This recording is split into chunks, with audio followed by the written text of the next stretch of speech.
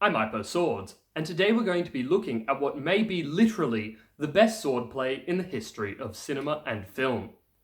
It comes in the form of a Polish movie known as Zrodzeni do Szabli, or Born to the Sabre, and is about a young noble and his growth from his baptism all the way up to his final battle. It's a well-executed film, particularly in the fight choreography. The fight choreography in this film is extremely well executed because it was written by actual fencers. This is a complaint that we often hear, that fight choreographers rarely know what sword fights actually look like. But this is a rare exception to that rule. In the opening exchange between the hero and villain, we can see that not only is proper measure and timing kept, we can also see that if the opponent did not move or block, he would have actually been hit by each slash of the saber. This makes sense. In a fight, you do not want to slash at empty air, because you won't hurt your opponent in that manner. And yet we constantly see in film and TV that when a sword is swept at someone, it's often swept at empty air. Even if the opponent had not moved at all, they would not have been cut. And in fact, the villain uses this to his advantage.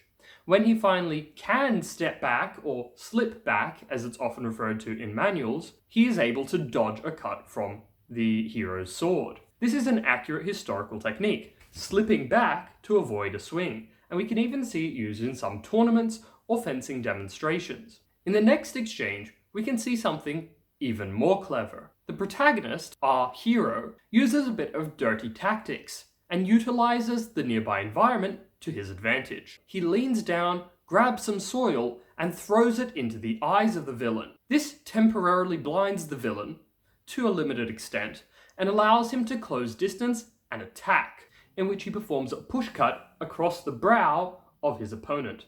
This push cut is not debilitating, however it would cause blood to enter the eyes, which, as we've covered, already have dirt in them. In the next exchange, the villain hits our own hero across the face as well, drawing blood just above his brow to the side of his head. This leaves them at a fairly even level of injury compared to one another. After this exchange, we see a scene which is my only real gripe in the combat with this film. The two actors close distance and engage in a grapple. However, if you look closely, during that grapple, the protagonist's sword is actually just below the arm of his opponent and pressed against his torso. If he were merely to execute a draw cut across his opponent's torso, he would have cut through his clothing and potentially into his flesh, broke the bind, and potentially even won the fight. In the final exchange of this fight, the protagonist disarms the villain, thus ending the fight for the moment. I won't spoil what actually happens in the film. What I will say is that the fight is very well executed from the beginning. We can see real historical techniques from both Polish accounts and other historical fencing manuals, including the defensive slip, including the use of proper timing and measure, including the use of push and draw cuts, as well as regular cuts, and including the use of grappling techniques. While I do have that small nitpick about the draw cut being potentially usable in that grapple, it's worth noting that overall, this movie, from its very beginning to its end, uses historically accurate armor, arms, and techniques, something I've not seen in almost any other movie. And there is a good explanation for that. This movie was made by a fencing society, Stowarzyszenie Sztuka Krzyzowa, or the Association of Cross-Cutting. Cross-cutting describes a technique used in Polish swordsmanship, and it is uniquely used with this style of sword and with the karabela. I will make one note about this style of sword, and that is that they are, historically, pretty flexible and tough swords. And yet in the movie, after the battle, we see a sword being ritually sacrificed, placed over the knee and simply broken in half, which is not something you can do with an actual historic Polska Szabla husarska, or Polish hussar's sabre, as they are spring-tempered and made of quality steel. The fact that this sword was able to be snapped so easily means that it would have also been susceptible to snapping in combat, which it did not.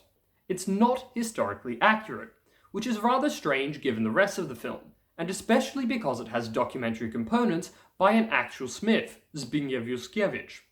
Zbigniew is actually a very good smith, and I doubt he would ever sell a sword that was not adequately tempered. So this was clearly done for cinematic effect, but it does detract from the historical accuracy and my personal enjoyment of this film. But despite that, this was a very well produced film, especially considering its length and budget. The story, while not overly complex, is easy to follow and well narrated. The documentary interjections interspersed throughout the movie add valuable context and information, as well as clarifying where some sources may have been interpretive rather than literal. I hope you've enjoyed this video, and I hope you go check out Zrodzeni do Szabli. I will note that it is in Polish, and you'll have to watch it with subtitles if you don't speak the language, but I'd say it's thoroughly worth it.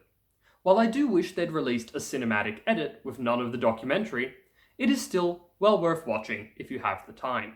It's available on Vimeo on demand for around $10 to buy or $8 to stream. This has been iPo Swords, presenting what may be one of the best cinematic fights in history. Until next time, stay sharp.